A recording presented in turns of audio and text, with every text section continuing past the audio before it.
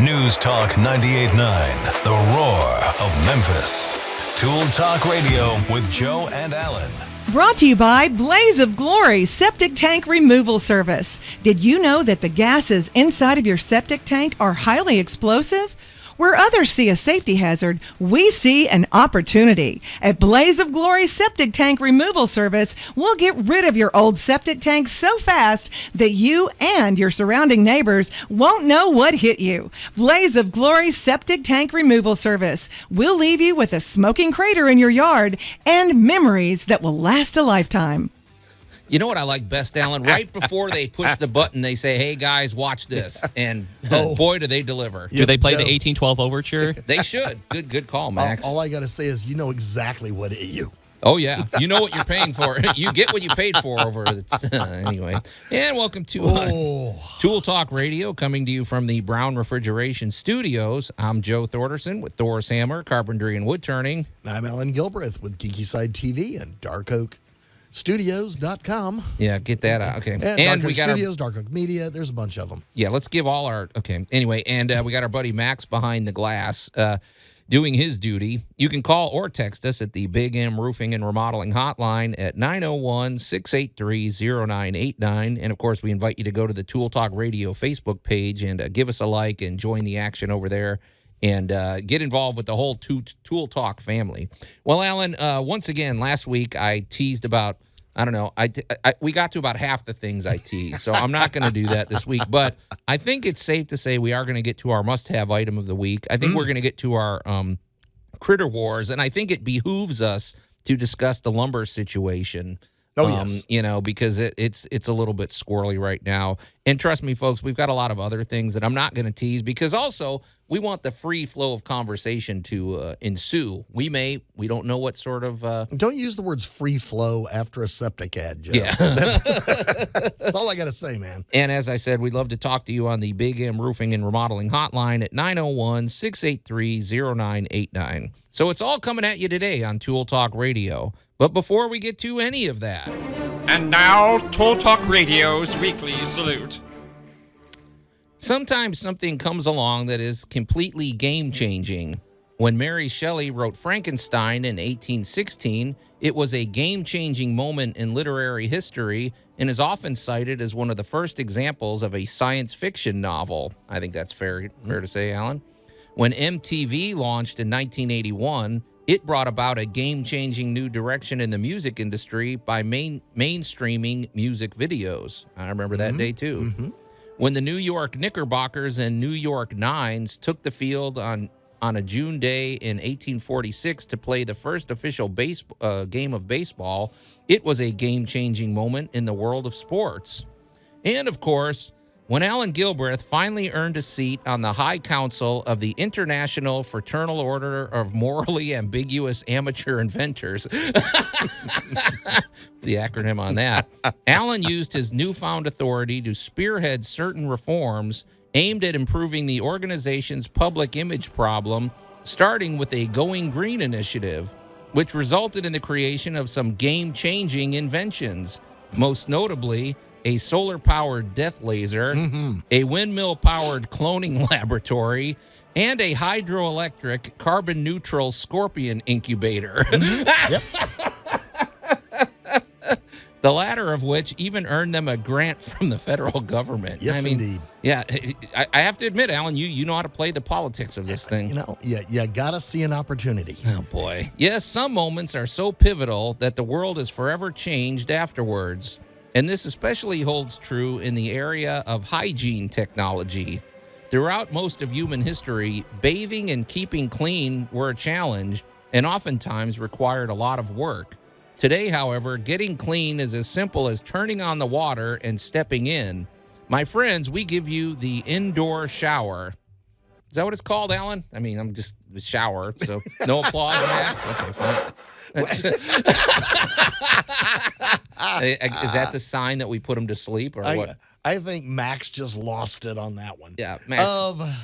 You discombobulated me, Joe. Okay, anyway, it's a shower, basically. Let's just say a shower was anything where the water came out from above and went down below. A shower technically it goes back to, anytime you took a bucket of water. The Egyptians did this. They would pour a bucket over your head, and that's washing it away. The idea is not to just marinate in your own filth, basically. To have... That actually was what they were that's actually what they were doing. Well, I mean, the trick is there's a lot of things at play, Alan. There is getting clean water into your home, for one thing. You might have to go to a well. You might have to haul it back to your house. You might have to go to a river, and that's rough. That's not even necessarily the cleanest water. Then you got to pour it over yourself. Then bathing was not an easy task for people. And that is where we actually got the idea over with the Mesopotamians and the Egyptians of having bath houses.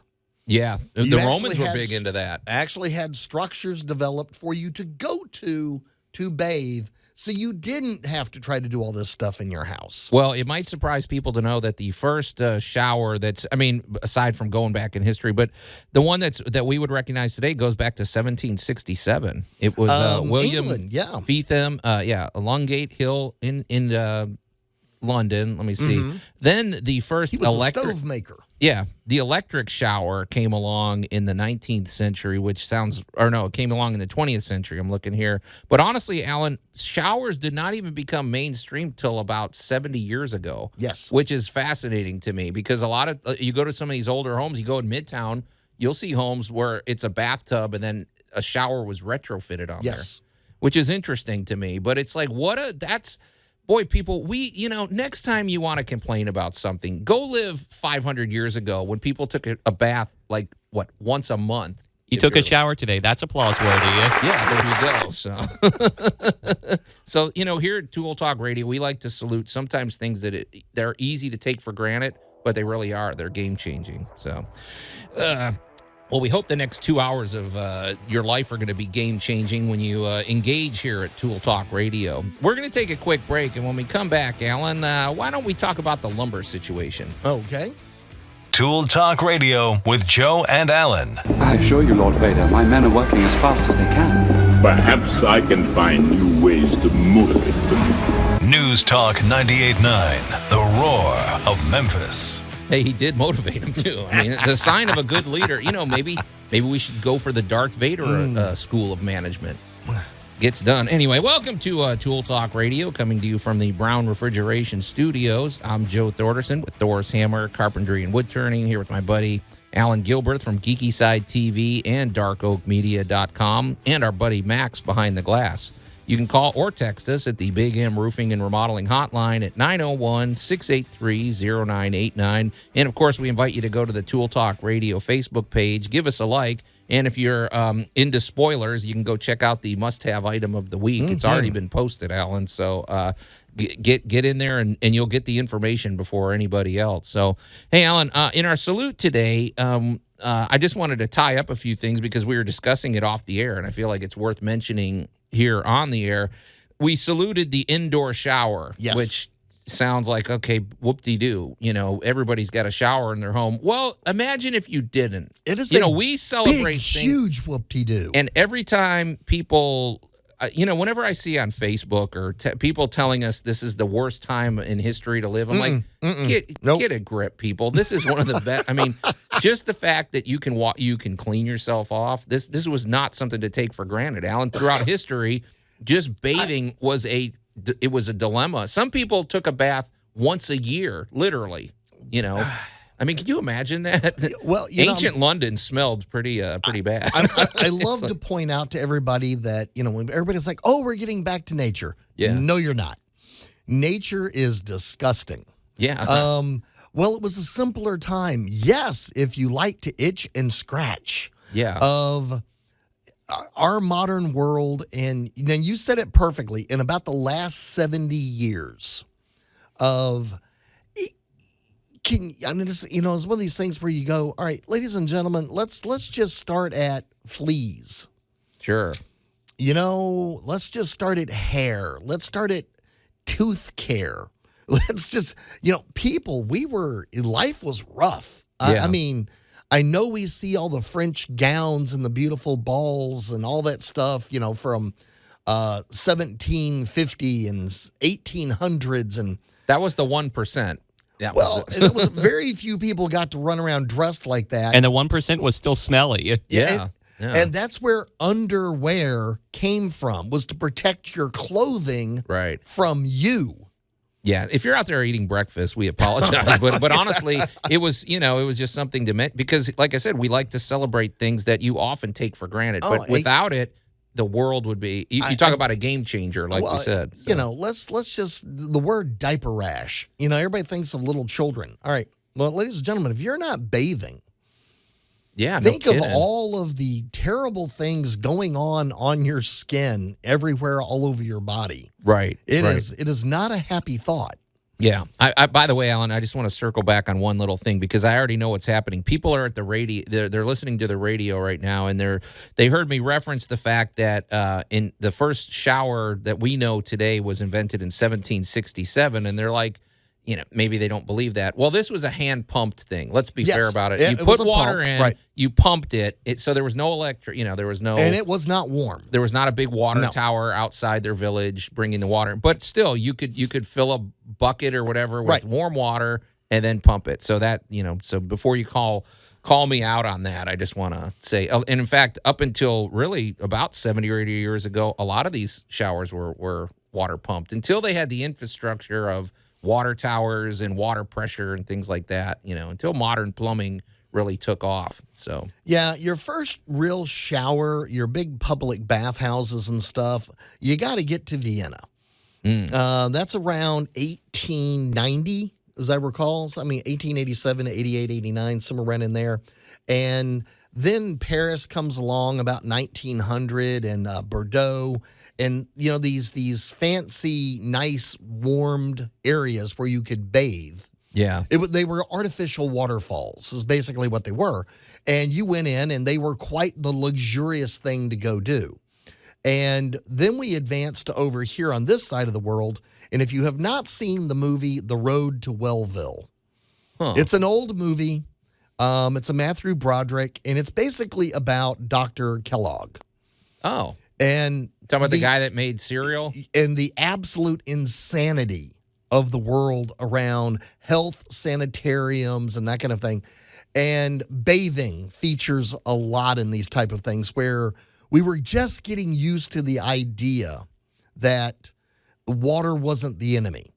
Yeah, because you said in some of the ancient French civilizations, they said that bathing, they said some of the doctors at one point thought bathing was a bad thing because you're opening your pores and letting germs in. Well, sometimes doctors are wrong, and let's go back to the funny example of Kellogg with the yogurt enemas. Yes. Oh, okay. Well, yeah. And all of you enjoying your yogurt for breakfast, we ought to move it along. And he wasn't that wrong. He just had the wrong end. Yeah. Okay. Probiotics didn't quite work the way he thought they worked. All right. Maybe we ought to. Yeah. We're skirting the line here, gentlemen. But basically we're. Yeah. Well, we'll give Dr. Delabos some credit in 1870. He was with the French army. And he went, all right, look, guys, we're stomping through the deserts and the forest and the swamps. Let's clean everybody off before we let them in the barracks. And before we imprison them. Well, before we put them in the barracks or before we put them in prison, let's bathe them off. Let's delouse them. Let's, and funny thing, people lived better, cleaner, were healthier. Yeah. And the one big thing, if you're trying to keep an army on the move, you got to keep them fed and you got to keep them healthy. Yeah, that's true. So, well, before we move out of this, you gave me one insight, Allan, because, I'm Icelandic, Thordarson. That's an Icelandic name. And I've always wondered what did my ancestors, why did they want to live there? I mean, it's freezing cold and all that. But I just remembered they had hot springs. They had natural glaciers. They had natural springs of hot water that go year round, and you could go in there and bathe, and it's full of healthy healthy nutrients and everything. And I mean, that alone might have been worth And that's why slogging your it out in the people winter. were so big and healthy. They had great water. Okay. See, water everywhere. That's what you need, But anyway, okay. Well, Allan, in a minute, we're gonna talk about the lumber situation because it is very relevant to what's going on today. However, before we do that, I want to just mention something. Now talk about somebody that runs a clean operation. Yes. Larry Brown with Brown Refrigeration. It's really coming home to us this weekend. You really want your HVAC unit in top-notch form. Yes. And I dare say within the course of this last week, I bet you there were people using their air conditioning and their heat. It wasn't all that long ago. I was walking around in shorts and a T-shirt, Allan. And suddenly, Thursday, I would have to say there were people using their air conditioning, and today they are so happy that heat is on. Sure. Yeah, it's nippy. And so I don't know what that does to the unit. I don't know what it's doing to the, to flip back and forth, but you definitely want your HVAC unit working in top form. Also, we're talking about clean water. Let's talk about clean air. Oh, yes. I mean, the Remy Halo system that they offer, it basically gives you the UV power of the sun and kills the, it has these cleaning particulates that it puts into the air. It's clean, and it's also, we talk about sometimes you walk into a home and you don't smell anything. Exactly. That's what you want. You go in, you don't have to cover everything with Febreze. You walk in and it's like, wow, it's just very This house clean. is nice and clean and fresh. And the Remy Halo systems also kill biologicals, so bacteria and viral particles are killed by this stuff. Yeah, absolutely. So, and also, if you're, we've been talking about Larry Brown and his lovely wife, Mrs. Brown. There's a good chance you're going to meet them next month because I can announce this now, Allan. We are going to be, Tool Talk Radio is going to be at the home show of the Mid-South at the Agri Center. It's February, what are we talking about? February. Last weekend. 24th through the 27th, which is the last weekend of February. We're going to have a booth, and all our sponsors will be there.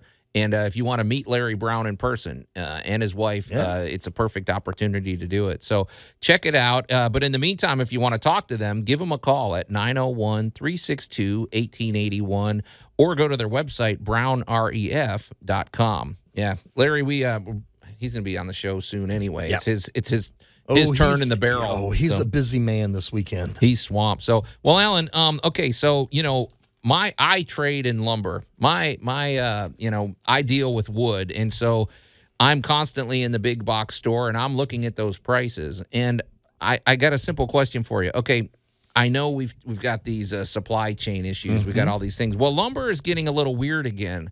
I go to the aisle where all the screws and hardware are, and I'm like, okay, the prices are more or less the same. I go to the lumber aisle. 1 week, it could jump up 50% or sometimes more. Right. I went to go buy a board. It was a 1x12. It was 8 foot long. It was a 1x12 finished piece of pine. It was $50. Yes. I didn't buy that piece of wood. I bought a lower grade. But anyway, I'm just saying, I know it's going to level out, but what is going on? Why does this happen? Well, you're looking at the futures market, actually. Okay. Of basically when you look at a product, and we'll pick just 2x4s. Okay. Okay. Of most of the equipment designed to cut and make a tree into 2x4s is looking for a tree of a certain size. So that's true. There's not like an endless supply of those things. Right. So you plant the forest managers these days plant their crops literally of in size order as to when they're supposed to be harvested and when they're supposed to be brought in. And when you interrupt the supply chain, people are buying and selling these things based on future use and future purchasing. So because there's a process to make, exactly. a 2x4. Yeah. Right. So when we can predict that we're going to make X number of 2x4s, we need to deliver X number of 2x4s. Okay. So that's why it happens. All right, good. Because I'm glad you know this stuff, Allan, because I know how to work with a 2x4. I know how to make things out of it. I don't know why it costs what it costs. I know how to finance it. All right, we're gonna get a little deeper into that when we come back. You're listening to Tool Talk Radio here at News Talk 98.9, The Roar of Memphis. We're gonna take a quick break and we'll be right back. Tool Talk Radio with Joe and Allan. You're making a plan while I'm being a man, just winging it. News Talk 98.9, The Roar of Memphis. Yeah, that's about how we do it here, Alan, on Tool Talk. We wing it, and Max, thank you. Anytime you can hear the Aquabats on a Saturday morning, I'm all for it. So. I'm sorry. I've had their name wrong all this time. I thought they were the Aqua Splats. Anyway, welcome to Tool Talk Radio, coming to you from the Brown Refrigeration Studios. I'm Joe Thorderson with Thor's Hammer, Carpentry, and Wood Turning. Here with my buddy Allan Gilbert from Geeky Side TV and DarkOakMedia.com, and our buddy Max. You know, that doesn't flow the way it used to, Allan. We might have to abbreviate your rearrange them a little bit here, so you can call or text us at the Big M Roofing and Remodeling hotline at 901-683-0989, or go to the Tool Talk Radio Facebook page. Give us a like. You can interact with us over there too, you know. And you can check out our must-have item of the week, which has already been posted. So, Allan, okay, so obviously before the break, we were talking about the lumber situation and how really over the last 2 years, to be honest, I don't know that I've paid much attention to lumber prices up until 2020, because that's when we just suddenly had this huge upswing. It got expensive. It got hard to find.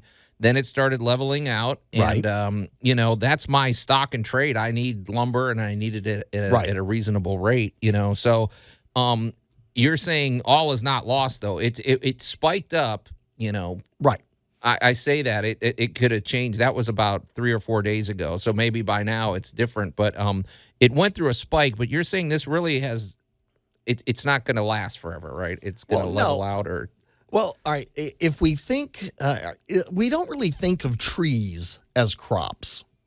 I do, but a lot of people don't. The average person doesn't. When you see it, it looks more like it's a forest, right? Well, under forest management, when we are utilizing this resource, we can pick on it like a cornfield. Okay. People can think in terms of a cornfield. Here we go. Here in the South, food reference, Max. Well, we can get at least 2 good turns out of a field. Oh, I didn't know that. So you can get a spring crop and you've got a fall crop. So you can actually get 2 full turns out of your system. Now, the trick is, how much corn are you going to produce by when? Because it still has to be harvested. It has to be processed. It has to be stored. Right. So people time these things based on availability of other parts of the market. So now this is making a lot more sense. So if the trucking company that you're depending on is suddenly backlogged, and you've got tons of lumber just sitting there that hasn't been processed yet. Well, do you even put the guys in the field to bring in the wood if it's only going to sit? Wow. It's far better off sitting there as a tree than sitting outside at your lumber yard waiting to be processed into the distribution system. Interesting, because it's a whole link. It's like a chain is as strong as its weakest link, I guess. Exactly. Like the supply chain is the same thing. When you interrupt your supply chain, so we'll pick on the pandemic again, because we're having a big upswing right now, and let's just say, for the sake of argument, you don't have any drivers for the next 10 days. Well, for the next 10 days, all of those dominoes can't fall. Okay, Allan, and I feel like we're steering into some like financial stock market show. But you are exactly. But here's my question, because in 2020, when all of this stuff really came to a head, as I recall, there were a couple of combinations. There were, for one thing, people couldn't work. Like, they literally were told, you can't come into work. Go home. So if you're at a lumber mill, I'm assuming there were some of those that they couldn't work. Well, also, people are staying at home, and I know myself, and I know a lot of contractors, suddenly they're like, they're looking out their backyard, and they're like, well, as long as I'm home, I'm going to build a deck, or I want a patio cover. And they suddenly started fixing up their home. So the demand went up. Yes. The ability to deliver it went down. And I remember going into the big box store, and there was just racks of just nothing. You couldn't get a fence board 2 years ago. Well, now it's not the case. I mean, you can go in and there's wood, but then every now and again you get these spikes. So this is a completely different situation, right? Or is it still related to the pandemic? It's similar, and you're still dealing with the ripples of throwing that rock in the pond. Okay. Because a lot of times these things are purchased on futures. Okay. So let's say you and I have 10,000 acres of land. Yeah. So we're going to take each 5,000 acre batch, and we're going to grow a particular type of tree for a particular company. Okay. All right. Well, when that company is ready for it, they're going to say, all right, I'm ready for 80,000 board feet of common yellow pine. Well, based on how we timed our planting of the trees, those board feet of trees should be available. Yeah. And then it's time to go get them cut, get them processed, and get the system moving. So if the system is all moving fine, your futures prices are pretty low because we already sold all those trees.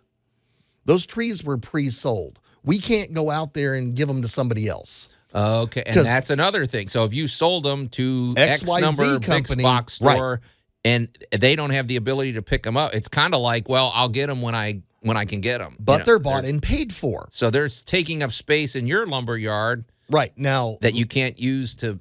A year ago, it's like your garage being full of stuff. Yes, and you can't clear it out until this gets picked up by the other thing. Wow, right. So very interesting. The thing that happens later is that when the ability to bring a product to market is slowing down, but the demand for that product is going up. All right, we have this next 5,000 acres of trees to sell. Well, we're going to sell them in the future. So we're going to sell these to ABC Corporation. But right now, prices are really pretty high. Mm-hmm.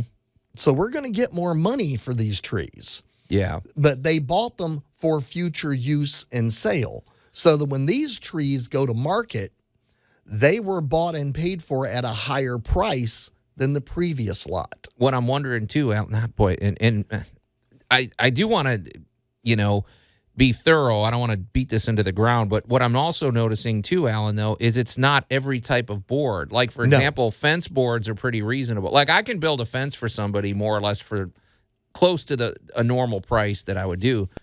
Fence boards are one thing, but then, like I said, I went over to this one area of the store, and the finished pine that I needed was suddenly like 3 times what it normally is. So it must be to do with the processing. To do with the collision of timing.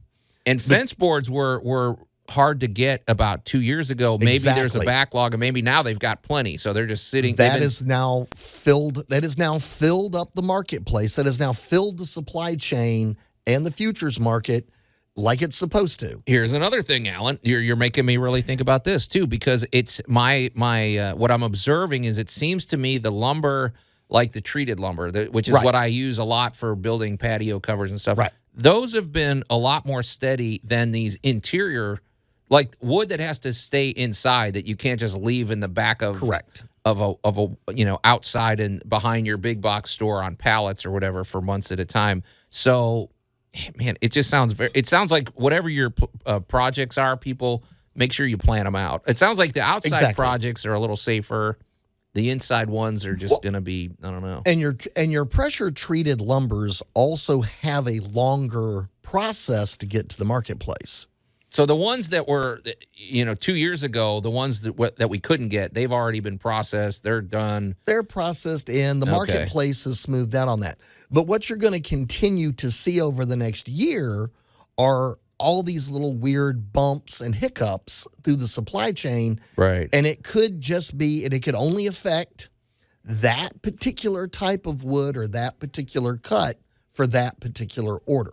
Yeah. Well, we're going to follow, the thing about this, Allan, though, every time people complain or people, hit crisis mode, the thing is, these are the types of, incidents that actually make us better, and they will improve the industry because now they're going to learn from this. They're going to anticipate. They're going to, so the lumber industry, I would not be surprised if 5 years from now you're picking up a 2x4 for like $2 because it's just, the way they're processing it maybe will be improved and all that, So depending upon current use, if they think we need more 2x4s, more property will go into the production of the tree that produces the 2x4s. Yeah, it'll all work out, It'll people. level out. But for me, I'm happy to see that at least for exterior projects, I'm still safe. So by all means, people, if you need a deck or a patio cover or something, we're still good to go. Work So that give me a commercial call. in there, Joe. Go ahead. Okay, but very interesting stuff, man. And Allan, I'm gonna throw an audible in here. Okay. Because you and I have been talking. Well, I'm not going to tease it. How about this? We're going to talk about how the space industry could very dramatically affect the home improvement industry in the very near future. How's that for a tease? Awesome. You're listening to Tool Talk Radio, coming to you from News Talk 98.9, The Roar, Memphis. We're going to take a quick break, and then we're going to come back and get real science-y. Tool Talk Radio with Joe and Allan. I've been going door to door looking for fire hazards. Mind if I give your place a little inspection? News Talk 98.9, The Roar of Memphis. Funny how few people will actually open the door for that guy. But anyway, welcome back to Tool Talk Radio, coming to you from the Brown Refrigeration Studios. I'm Joe Thorderson with Thor's Hammer, Carpentry, and Wood Turning, here with my buddy Allan Gilbert from Geeky Side TV and Dark Oak Media. You can .com. Sorry, Allan. You can call and our buddy Max behind the glass. We really need a new way to combine those titles, Allan. I think every person just needs to have one business per person and everything. Yeah, streamline no this thing. Allan's got like 8 businesses, and he expects me to start listing them all. Anyway, you can call or text us at the Big M Roofing and Remodeling Hotline at 901-683-0989. And, of course, go to the Tool Talk Radio Facebook page and give us a like and send us messages that way. We like to hear from you, and of course tell everybody you know about Tool Talk Radio. And in fact, if you missed any of Tool Talk Radio today and you're just beside yourself with grief, well, never fear, because you can always listen to us on Spotify. All of our past episodes are posted there. You can go to tooltalkradio.com if you want to go there. But when you get to Spotify, be sure to give us a 5-star review and say nice things about us. The algorithms will thank you, and we will too.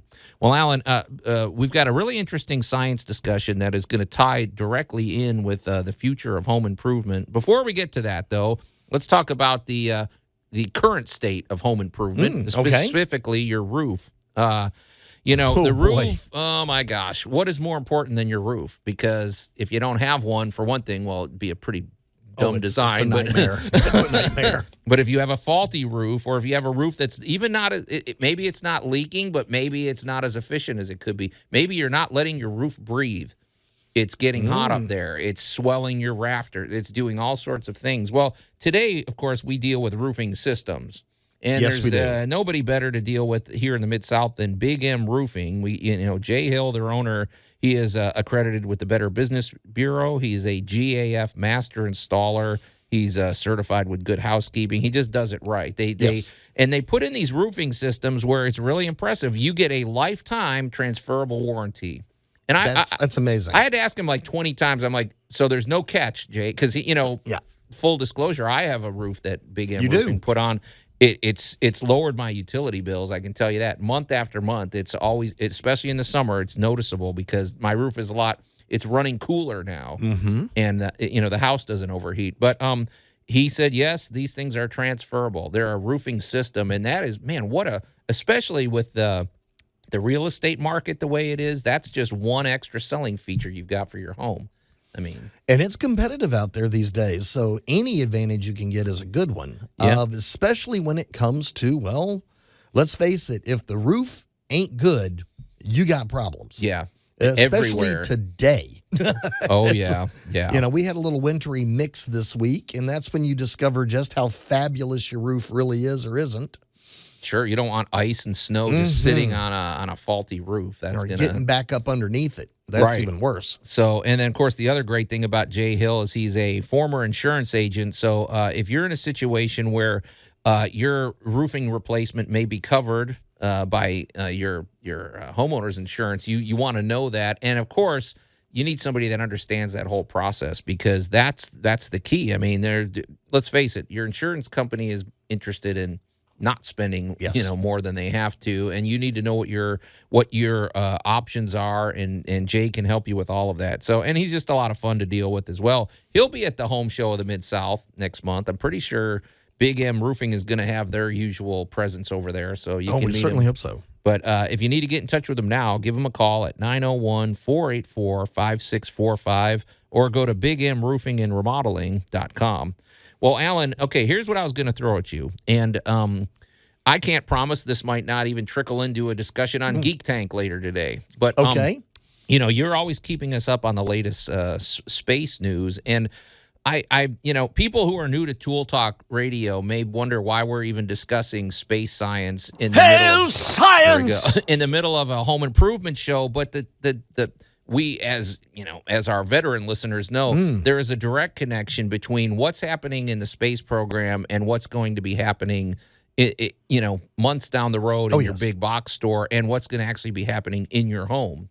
So here was something that this is just one aspect I was interested in because we were talking about this this week. So Allan, this is my example. I am a woodworker, and one of my favorite things to do is wood turnings, and a lathe is a great tool, but boy, does it kick up sawdust. It kicks up wood chips. They go flying everywhere, and sawdust once you start sanding. And I would never think of doing that. Like I would never put my lathe in the living room and do that because it just makes a mess. It's not an indoor activity. Right. Well, a lot of the industry that we have in the world today, it's creating pollution. It's creating it's messing up our environment. It's doing bad things because, for lack of a better word, we're doing them inside. We're doing them inside the atmosphere. That's correct. Well, we're getting to a point, and actually we are at a point now, where a lot of industry, including even growing crops and things, is going to take place in space, which, if you think about it, let's do all the messy stuff out there. Well, let's do it out there. Well, let's keep the inside of our atmosphere clean. And also, when you're doing things in zero gravity, there are things that you could use that to your advantage. And I was thinking specifically of lumber, but Allan, let's talk about zero gravity industry processing, you could say. So we've picked on in the past that there are a lot of theoretical things going on. And I'll go back to the 60s when NASA was looking at ways of water purification. And then the next thing you know, everybody around the country is, you could buy water purifiers and you could change the state of your water. And I mean, this was everybody in California. When I lived there, we had these little things you attach to your faucet, and it's I hate to use the overused phrase "game changer," but pretty much if it was happening in the space program, it wound up at your house. So now we're looking at asteroids, outer space, the moon. We're looking at orbital facilities. Yep. I mean, so, we'll pick on the fact that William Shatner just went into space. Way to go, Captain Kirk. Sure. But, all right, he's 90 years old. We took a 90-year-old guy and flew him up into space. 30 years ago, that would have been unheard of. You get, exactly. Astronauts go through so much training. Astronauts are 30 years old and look like Navy SEALs. Right. We just took a 90-year-old guy up into outer space. All right. Now, yes, it's William Shatner. Yes, it's Captain Kirk. And yes, he totally deserved to do that. But he's 90. Sure. Okay. If we can ship a 90-year-old into space for fun, what else can we now do? Sure. Now, Joe Sixpack can go work up there for a week. Process his lumber, work in a lumber yard in space.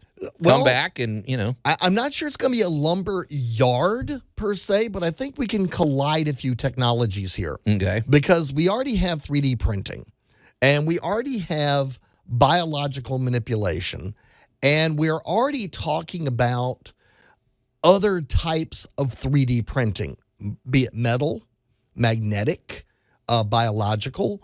The thought that we could build all of the ingredients of lumber, we could take the raw materials and go into a zero gravity situation where we're not fighting the Earth's gravity to arrange something. Yeah. And begin making products. Sure. Well, this is all well and good and everything, but it does kind of make me pose a query, like, like it's nice that we have like I imagine when you're like building stuff with a lathe, like the wood chips or whatever are more self-contained and everything. Well, like on Earth we have ways of disposing of our waste products, but space is so vast, and so that raises the question of how do we dispose of waste products in space? Do we just like incinerate it or what? Well, I'm not suggesting that we just create a bunch of pollution in space, and I'm just saying it would process like for example, Alan, we don't want the ozone to be thinned. Right. Well, if you're working on some industry and you're outside the ozone layer, it's possible that that's just gonna, dissolve or whatever. In space, it may not even be an issue. Okay. Right? Well, like I'm not, right. and I don't want it to get more cluttered. In space, let me change some terms then. Okay. We're going to quit using the word pollution, and we're going to quit using the words waste products, and we're going to start using the phrase secondary products. Okay. What do you mean? Okay. So here's exactly what I mean. All right, everybody that plays the drinking game, here comes a food reference. We're going to make a jug of wine. So we're going to add the material to it. And the secondary product that you're going to get from the yeast is going to be CO2.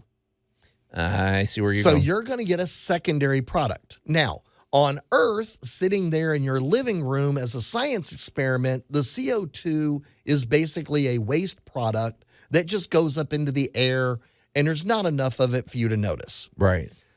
In space, on the other hand, where we have very limited amount of air, this is something that needs to be captured, harvested, and used. Now, if we're going to be exoplanetary, someplace like Mars, which is, and folks, let me tell you, it's a thing that's about to happen. Oh, yeah. This is going to happen.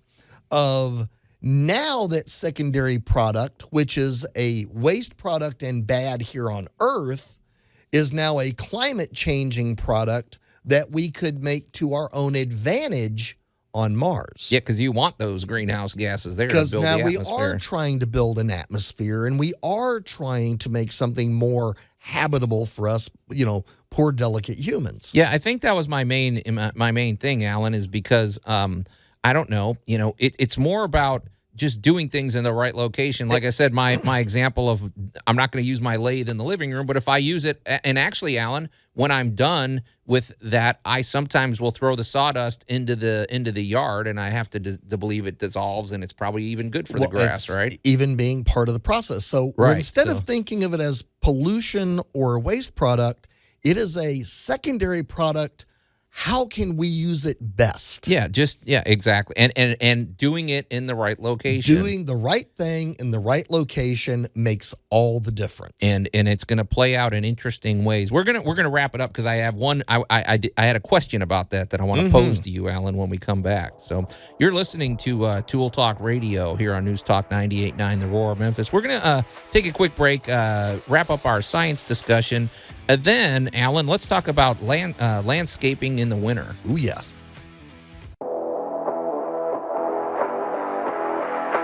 News Talk 98.9, The Roar of Memphis.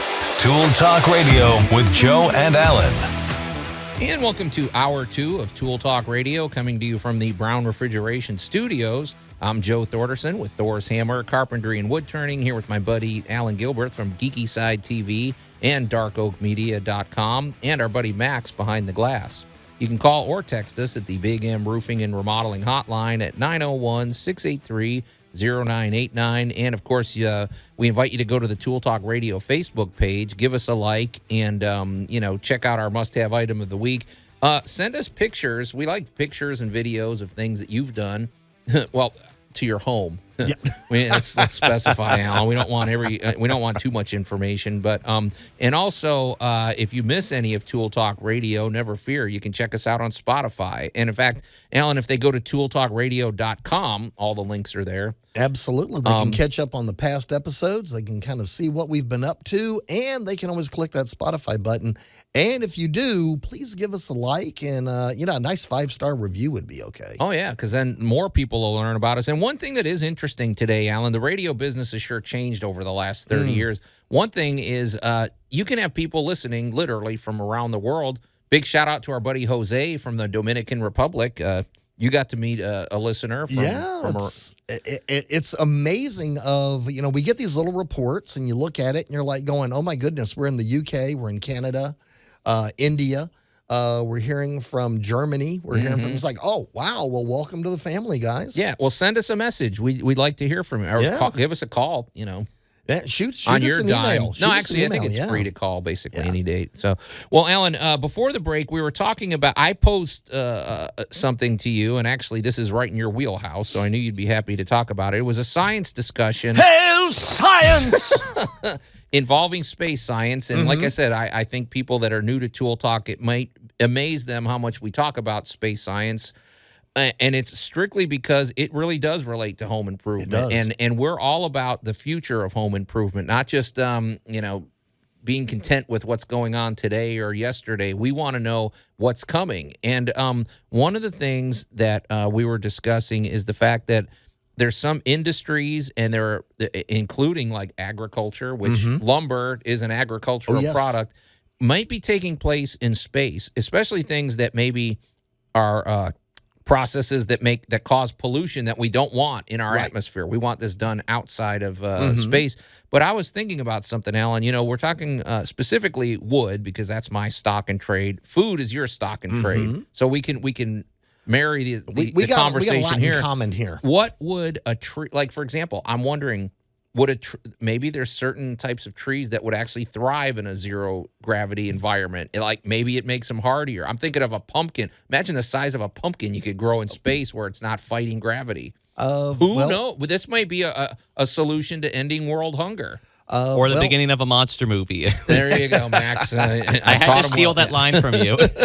But we don't know, and we're doing it now, actually. So, funny you should say that, because there is a mission that just came back from the dark side of the moon, being sponsored by the Chinese government, and they released results of trying to germinate certain kinds of seeds and seeing what they could grow or not grow. And I find it very humorous that the cotton plant actually did the best of that experiment. So it's because the moon is a low gravity situation. Exactly. Very Obviously, low no gravity. atmosphere, but lower is, and maybe that's the trick, because Mars will be a lower gravity. It's not going to be a zero gravity, but they're going to play around with what works. That's going to tell us the density of something or how an organism adapts to that particular environment. And what I mean by that is, like, ladies and gentlemen, as you just walk down the sidewalk, look at any crack and see what's trying to exploit it. Because we see little seedlings will come up around your house, inside your patio, or in a crack or something like that. And, nature will exploit and try to make use of whatever's available to it. Absolutely. So, Joe, your query is dead on the money, especially when we add in biological 3D printing, because we don't know what it's like to perform these functions without gravity. And a lot of people may be going, okay, this is like a science fiction movie. To all of you scoffers out there, did you ever think when you were growing up that you're going to walk around with basically a supercomputer in your pocket? Oh my gosh. Which we all have today. Who would have thought that? I wouldn't have predicted that. I mean, this thing outdoes the Star Trek tricorder, man. Honestly, smartphones. If you think of the hardware store of 20 years ago versus the hardware store of today, we have so many high-tech innovations. It's amazing. Yeah, and I'm just wondering, Allan, what would it like for example, you take a tree, you grow it up in space. Right. It's in zero gravity. You bring it into an atmosphere. I wonder, maybe it compresses the fibers. Maybe you suddenly create a tree that is as strong as an I-beam on a skyscraper or something. We don't know. This is all stuff we're going to discover. You grew paper 4 times faster because it wasn't limited by gravity in its growth spurt. Right. So we just don't know. We can theorize, but until we go literally poke it with a stick, we honestly don't know. Yeah, pretty interesting stuff, man. I'm looking forward to the future of this, and just pay attention, people, because when you walk through your big box store, I guarantee half of the items you see there came out of these types one of these programs or another. Yeah. Right. If you like that stuff that finds things in your walls, Yeah, letting Thank you know. the sonar developers and all that stuff. So, but anyway, we'll keep an eye on this, and it's getting more interesting too. The more that the space mining is becoming, it's really becoming a common thing. It you is can go to about school to for be that, a Allan. thing. Yeah, you can get a degree in it. Thank you, University of Colorado. Pretty cool, man. So, all right, well, Allan, maybe we'll let's keep this discussion going. We're gonna take a quick break here on Tool Talk Radio, but when we come back, landscaping, because it's the winter. I thought we were going to be able to take the winter off, Allan, but apparently not, right? No, absolutely not. This is Allan just won't give us any time off. It's no matter what, he's always happy to work out in the garden. So you're listening to Tool Talk Radio, coming to you from News Talk 98.9 The Roar of Memphis. We're going to take a quick break and we'll be right back. Tool Talk Radio with Joe and Allan. 'Tis but a scratch. A scratch? Your arm's off. News Talk 98.9 The Roar of Memphis. See, we need more guys like that on the job. They don't go home for a simple We can fix that with limb duct removal. tape. They fix a little duct tape on that. Put There a you little go. duct tape, rub some dirt on it, you'll Yep. be fine. Get back to work. And welcome back to Tool Talk Radio, coming to you from the Brown Refrigeration Studios. I'm Joe Thorderson with Thor's Hammer, Carpentry, and Wood Turning, here with my buddy Allan Gilbert from Geeky Side TV and darkoakmedia.com. And we're also here with our buddy Max behind the glass. You can call or text us at the Big M Roofing and Remodeling Hotline at 901-683-0989, or go to the Tool Talk Radio Facebook page, and you can give us a like. You can interact with us that way. Let us know what you think of us. No, don't do that. Take two. Just let us know what you think of the show.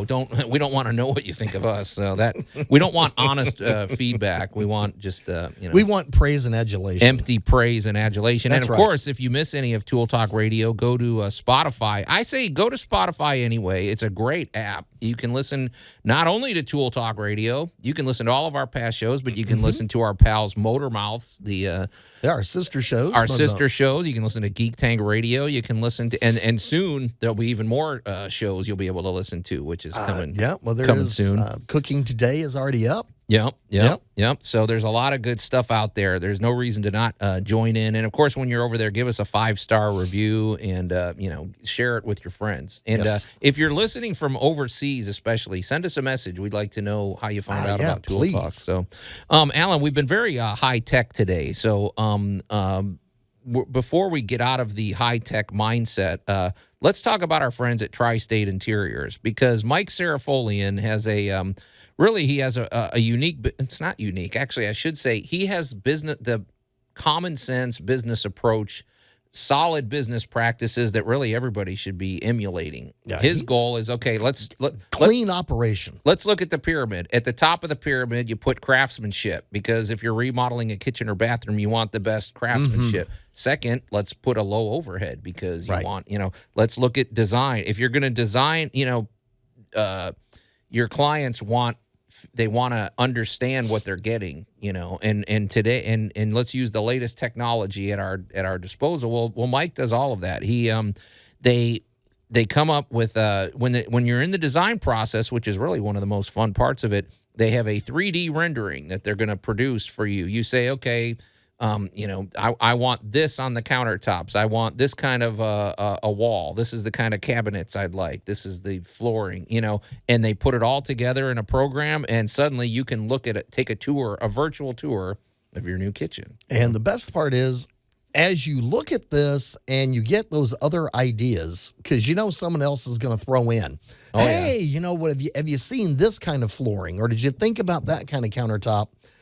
It's a few clicks with a mouse, and now you can see it in full 3D render. Well, let's face it, Allan. You and I know what it was like. I studied mechanical drawing in the old days, and when I first started making decks and pergolas and things like that, I had to make a drawing for a lot of people, and even the drawing doesn't really tell you what it's going to look like. And there was a sense back then where, if you come up with a plan, you stick to it, because it's just too much of a hassle to change it. You might tweak a few things. Well, these days, like with this 3D rendering that you get from Tri-State Interiors, okay, really, that's almost the beginning of the process, because you get this thing downloaded on your phone and your computer. Then you go visit your mother-in-law. Then you go visit your best friend who's an interior designer, and you get all the feedback. Right. And then you bring it back to Tri-State Interiors, and they said, well, they made some suggestions. And usually, you want the feedback of your kids. You want the feedback of, because they may give you ideas that you hadn't thought of before. And then they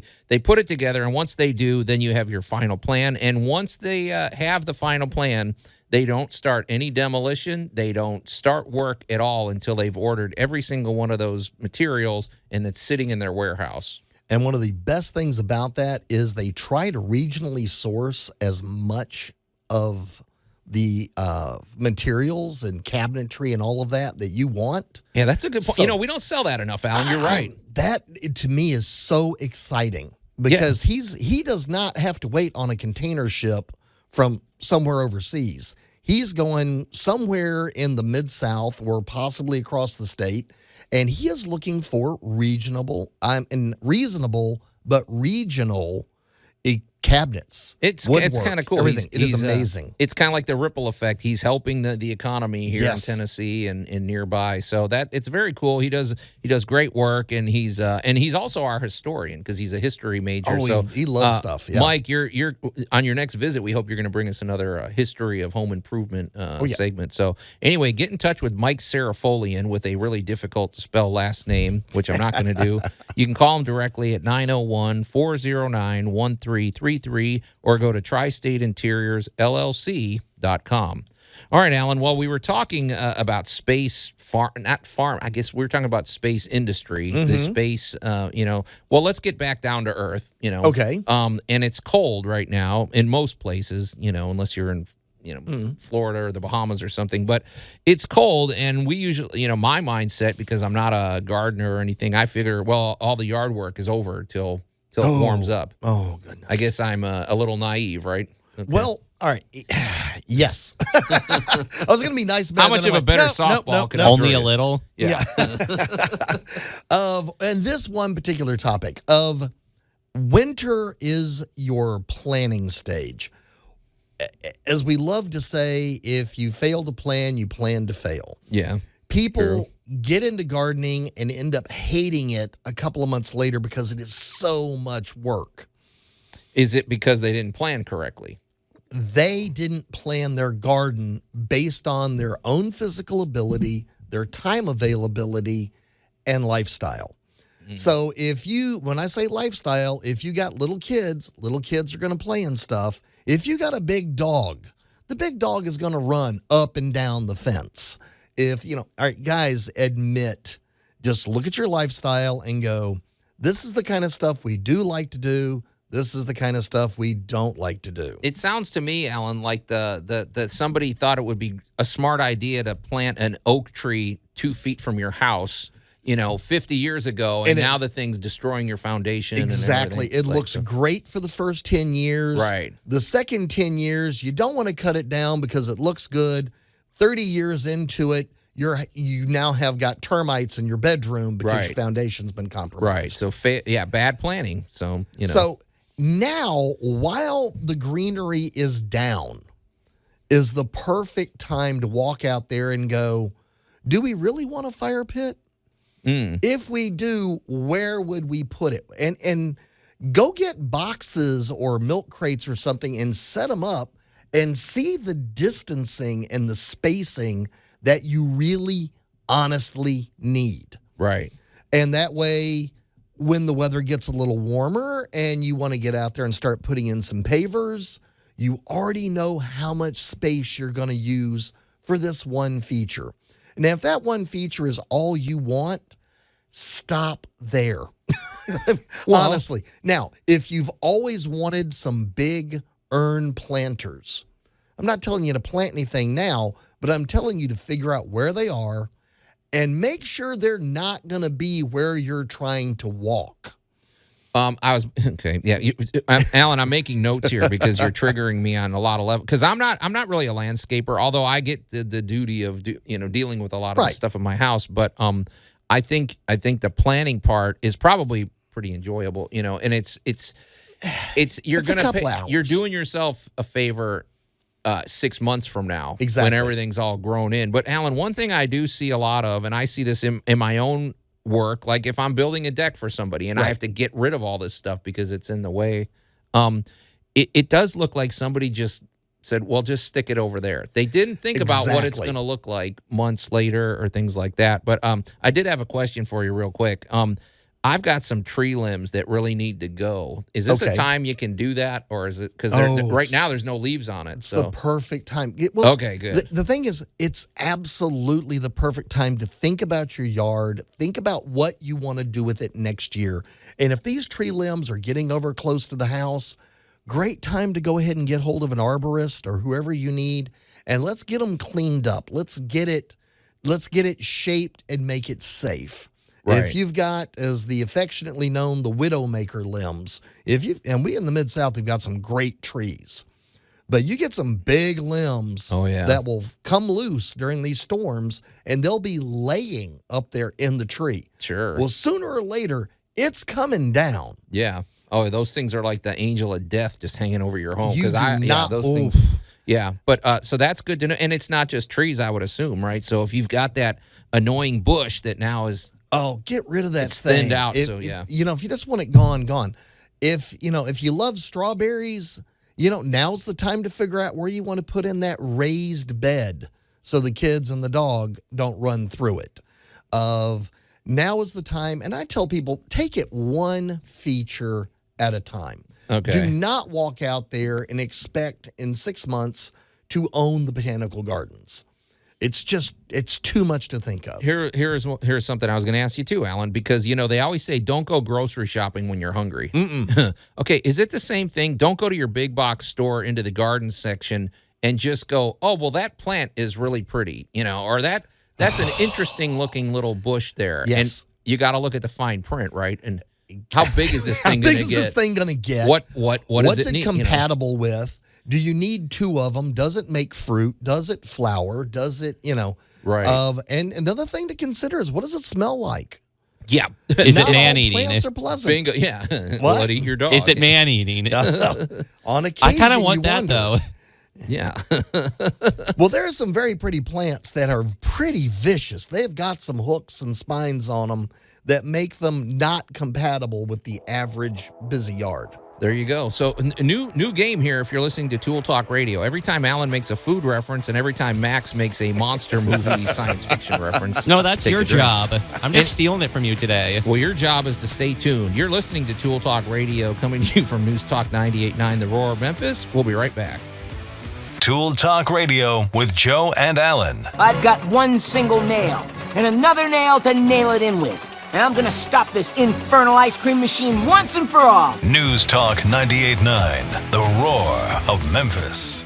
I mean, you just can't get good help anymore, Allan. This is the caliber of craftsman that I'm out there trying to hire. I'm having a flashback. I'm just like, Anyway, welcome back to Tool Talk Radio, coming to you from the Brown Refrigeration Studios. I'm Joe Thorderson with Thor's Hammer, Carpentry, and Wood Turning, here with my buddy Allan Gilbreth from darkoakmedia.com. You told me I could Hey, you took my advice. Yeah. We're good. And our buddy Max behind the glass. You can call or text us at the Big M Roofing and Remodeling Hotline at 901-683-0989. And, of course, go to the Tool Talk Radio Facebook page. That's where all the things are happening. Mm-hmm. We invite you to like the page, share the page, listen to past shows. The links are all there. You can also go to Spotify and check out all of our past shows and give us a 5-star review and share it with your friends. And also, if you're from overseas, we want to hear from all of our listeners outside of the United States. Well, Allan, in a minute, we're going to get to our must-have item of the week. But what's the latest in the world of Allan Gilbreth? Well, we've got, as if we really want to know that. So. Of course, Scott J. Carroll is doing great with his story time. We just moved on the page up, so if you want to hear the Sherilyn Kenyon interview, feel free to pop over to darkoakmedia.com. And, of course, the big hit right now is it came from the international market. So if you'd like to see me feed my friends very strange things, it's a great time. Hold on. Back up the truck, Allan. Hold on. Sherilyn Kenyon. Yes. If you're into superheroes or science fiction, you'll know that name. But if they're not, tell us who she is. She's that's a pretty good score there. That sir. is I don't know, just a huge New York Times best-selling author and an old friend of mine. I love to be able to say. Yeah. I met her years ago at one of the Mid-South cons. I can't remember which number, but it was back in the day. A little while back. But, we had Jennifer Mulvihill interviewed her on the page. Nice. So you can just pop over to darkoakmedia.com, click on the page, and you can go see it on Geeky Side TV or YouTube. Okay. Sounds good. All right. Well, that wasn't a horrifying update. I sometimes I don't want to know too much about what Allan's up to, but in that situation, it's interesting, and I'm going to definitely be checking out the Sherilyn Kenyon thing. Google, if you don't know who Sherilyn Kenyon is, Google her. She's involved in.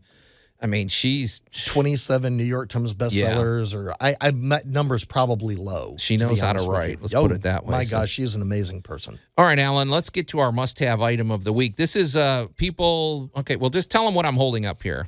He is holding up faster sanding sheets. Okay, Yay. well, these are I'm holding up sandpaper, people, Yes. which you're like, wow, whoop-de-doo, sandpaper. Oh no, that is amazing stuff. This that I'm holding up is 320 grit sandpaper. The reason I'm adding that to the must-have item of the week, Allan, is because I think there's a tendency to get, I know a lot of people that maybe they don't do a lot of sanding. They grab the 60 grit. Right. And or if they're only going to grab one type of sandpaper, they'll grab the 150 grit or the 250 or the 200. Right. I'd say that's the go-to for most people. And what if you're wondering, well, what does grit mean? It means basically how many little particles of sand are in a square inch. Yes. So you get the smaller the grain of sand and the finer it is, the more smooth sanding you can do. So a lot of people aren't going to be fooling with the 400 grit or even like the 1,000 grit. That almost feels like you're rubbing a cloth across your, the wood.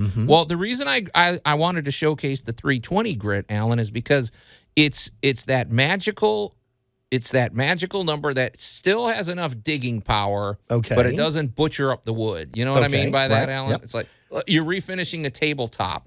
Don't pick up a 200 grit because you're going to spend forever getting rid of those lines that you created. Right. The lower the number, the more material it moves per swipe. Right. Because it's got more, as you like to say, gouging power.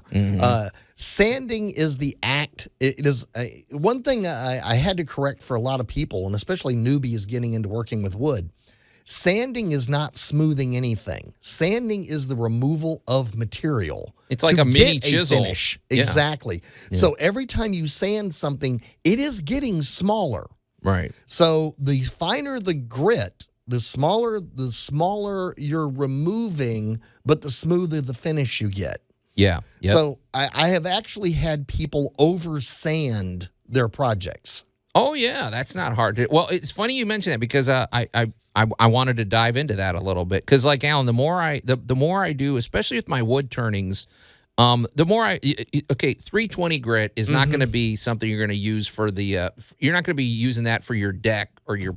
Right. Your pergola that you're trying to round off the edges on the 4x4s to get rid of the splinters. This is more for finish work, and the more finish work I do, like with these bats that I make and these wood turnings, I just like the 320 grit because sometimes you can use, like I said, you can use the 200 grit or something. It'll get rid of the material faster, but then when you have to follow it with the lower grit, it takes forever to get rid of those lines. Right. And 320 has just been this magic number. It gives me good results, and honestly, I could, like if I'm doing one of my wood turnings or refinishing, like I said, a tabletop. Right. I hit it with the 320, and then I might follow it up lightly with the 400, and I'm done. That's usually good enough. But I had a sanding question for you. Oh, okay. Because I work with a lot of the wood I tend to gravitate towards with my wood turnings is maple, which is a nice in between. It's not as hard as like oak or something. It's a moderate hardwood, yeah. By the way, people, if you're ever going to get into wood turnings, don't use oak. It's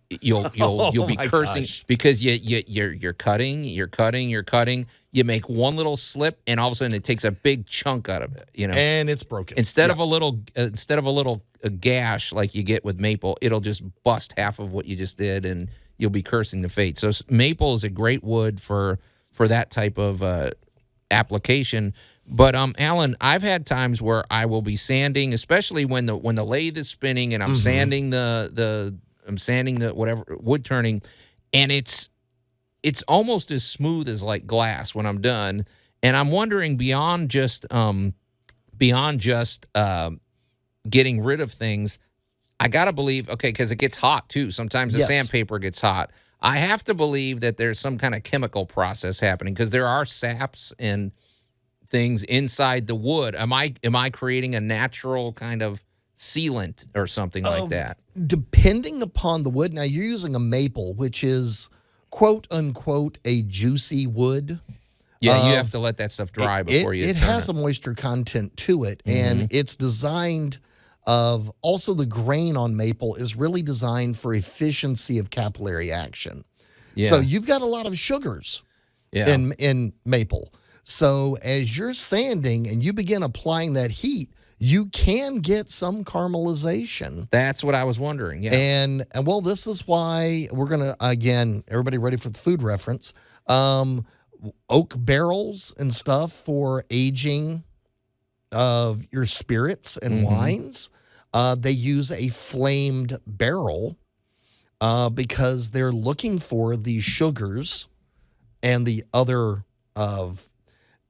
tannic properties of the wood to impart it to the spirit or wine. Yeah, a lot of people you'll go on YouTube or you'll go and there's this thing.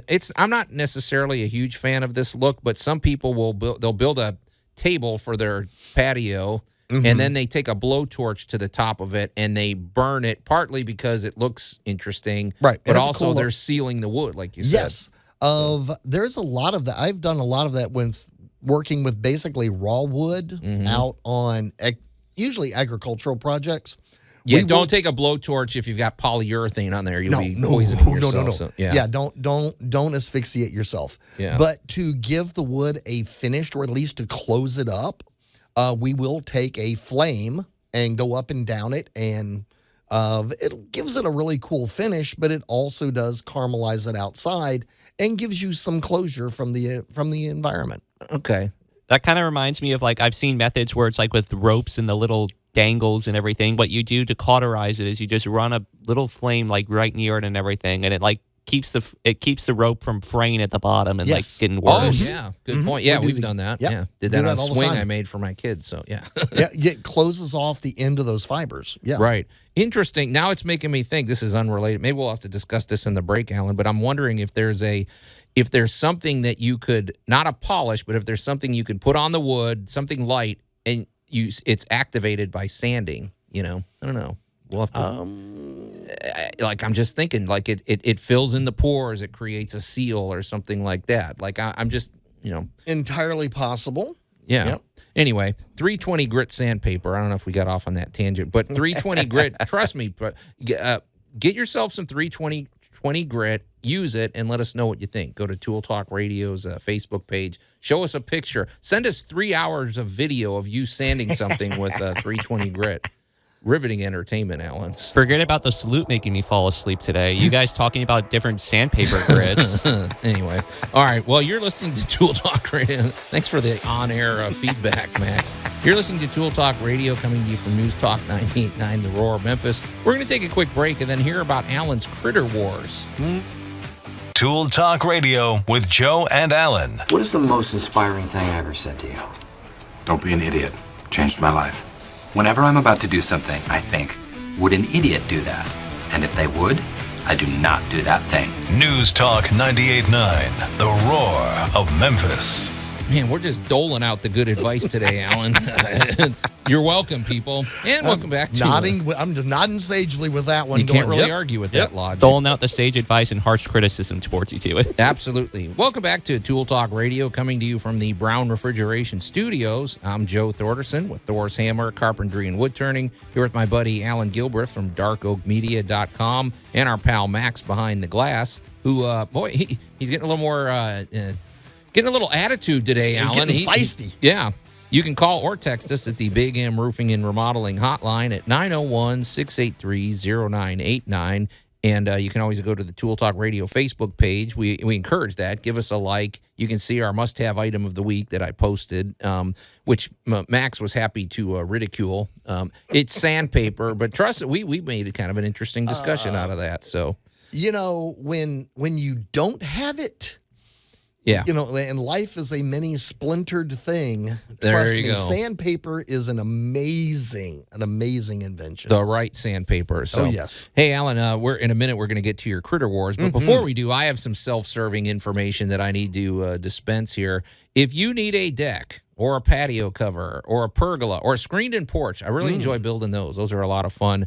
Or a fence, or really anything made out of wood for the outside of your home. This is really, honestly, a great time to build because people are like, well, who wants to build in the winter? Well, hey, you build in the winter and it's ready for the spring. I love working on this stuff in the cooler weather. It's really not that cold in Memphis anyway. Right. We get a little bit of cold weather, but it's nothing like, what I grew up with. So I'll put on a jacket and get to work, and it's a great time of year to build. So if you have any of those kind of projects that you're interested in, give me a call at 901-921-7105 or go to my website, thorshomes.com. And in fact, if you go there, you can see some of the wood turnings that I do cool and that stuff. I like to make for people. So, and Allan, as long as I'm giving up my phone number, I also want to talk to. I'm looking at you. I'm looking at you, businessman. There's contractors out there listening to us, Allan. There are people in the home improvement industry and businesses,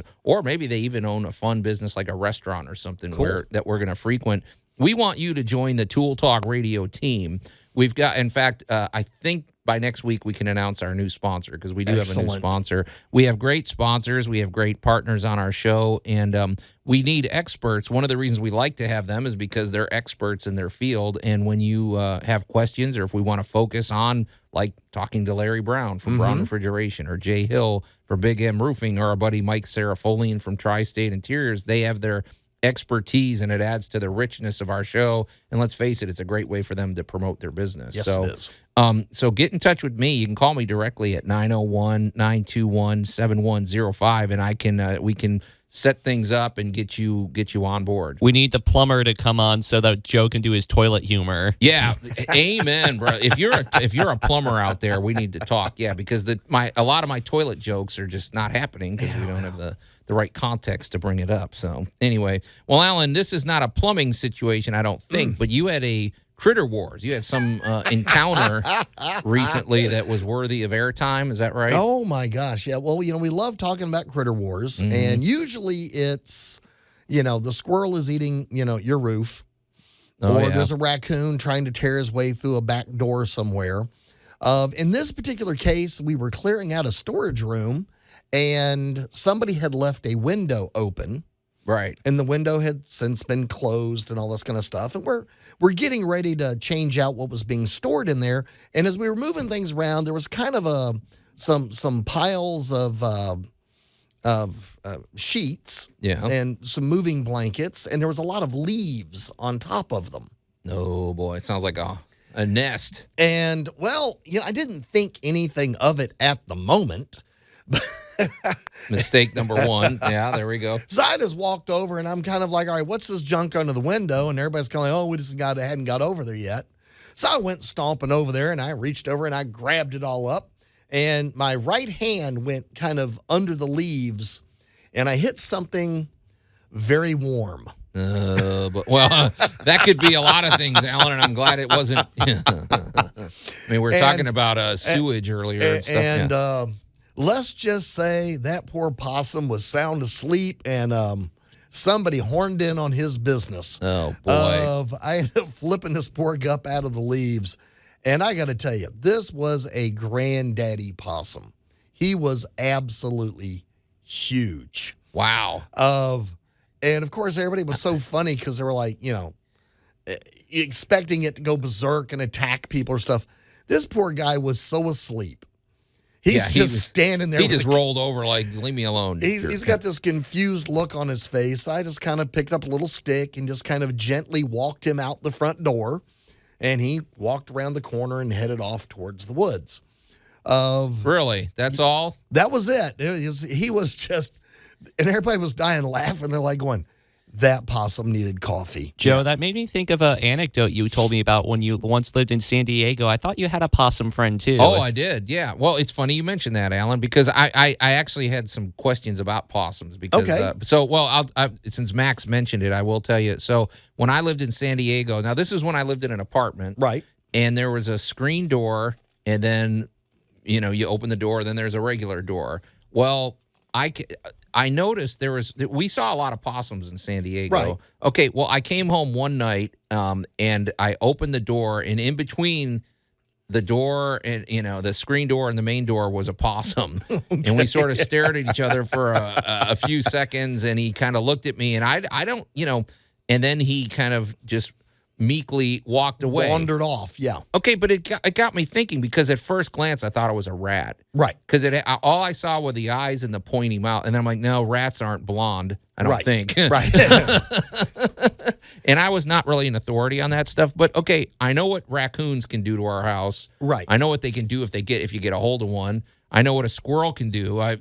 But what's the threat of a possum? Like What's their MO? Because they seem pretty hard. Every time I've encountered one, they don't really bother me too much. Right. They just walk around. All right. The big thing about possums is it really is kind of a lost and forgotten animal. It is the only marsupial left in North America. They're just this kind of slow-moving guy that just kind of does his thing. They don't really want to be in your house. They don't want to live with you. They don't want to hang out with you. They are massively biologically a wonderful thing to have around. That was my question. Are there benefits to having a possum in your yard? Well, they eliminate a lot of what we would consider pests. They love like grasshoppers and stuff like that would eat your garden. They're very slow moving. Yeah. So, I mean, they're not going to get out and chase the kids or anything like that. Right. They're not the most attractive animal in the world, but the biggest thing to them is the way they groom. They get rid of ticks. Interesting. Huh. As they're foraging around on the forest floor, going out to find dinner, they pick up pests like anybody else. But by the way they groom themselves and take care of themselves, they eliminate a lot of ticks. Okay, so, but where do they like to hang out? Because I thought they were in trees. You're saying this guy was under a pile of leaves. They get under things. They like, they like to be protected. Mm-hmm. So you'll find them, like, if you had boards leaned against the house and a lot of leaves piled up underneath there, that is almost perfect possum habitat. Is that why because San Diego, let's face it, doesn't get that cold, but it might have been, 60 degrees out. So Is that why it wedged itself in between a couple of doors? Because then now nothing can get to it? Well, it might have wandered up in there after the crickets that were in there first and got wedged in there.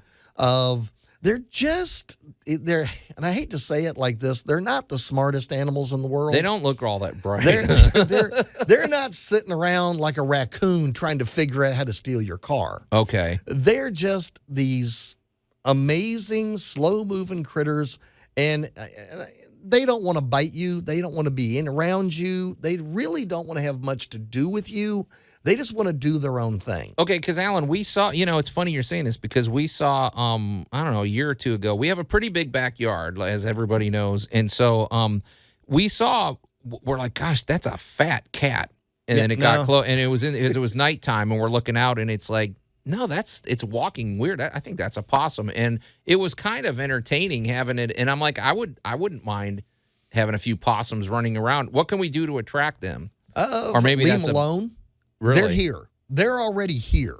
Okay. Whether you've seen one or not, they're here. Forget about doing salute to tools. We need to do a salute to the possum. Yeah, I mean, if they're getting rid of little, critters and now, do they get rid of the grubs? Yeah. Because to me, you get rid of the grubs, you eliminate the mole problem, right? Well, they don't dig. They're not like an armadillo. Okay. All right, an armadillo is your digger. He's the one that's going to get into stuff. But the problem is, by the time he gets the grubs out of your yard, your yard's going to look like a rototiller went crazy. Okay, so that's okay. All right, the possum is more surface stuff. The possum's just more like entertain. It's like it's like a yard feature. It's kind of like a yard gnome that went really bad. Now, Allan, the question everybody's asking themselves is, what does a possum taste like? And you obviously know. I honestly have no idea. Yeah. I can honestly say I don't know about that one. I don't believe. Do you believe that, Max? Let's this West Texas person as if he hasn't eaten possum in any number of now, ways. I can't tell you what nutria tastes like or muskrat, but how about armadillo? You don't eat armadillos, dude. They carry leprosy. Shows what I know then. Yeah, you don't eat those. I thought don't you eat said an that's armadillo. the something on the half shell. We, so we it's like to call them possums on the half shell. You don't. No. All right. Well, hey, leave those alone. If you've got any possum encounters that you've had, give us let us know on Tool Talk Radio. We'd like to know about it. But I mean, the possum, you're right. Leave him alone. He wasn't aggressive. He needed to be out of the storage building because it was about to get closed up and he was going to get trapped in there. Okay. But he was very chilled and groovy about it, even though getting very unceremoniously woke up for him early in the morning. I don't think this qualifies as a critter war, Allan. This sounds like it was actually working in harmony with the critters. It's like, dude, you just need to get out of here. It's a critter armistice. Yeah, I mean nobody was hurting anybody. They were just relocating them. He just needed to not be in that warehouse. It was a critter relocation report. It was. Okay. CRR. Okay. Anyway, well, what a show. Gosh, we've gone from outer space into the depths of sewage, into critter, everything, and who knows what you're going to get. But it's time to get out of here, Allan. We're limited on time. You can't do anything about that. True. So we're gonna leave. So on behalf of my friend Allan Gilbreth and our buddy Max behind the glass, I'm Joe Thorderson. Thanks for listening, and we'll see you next week.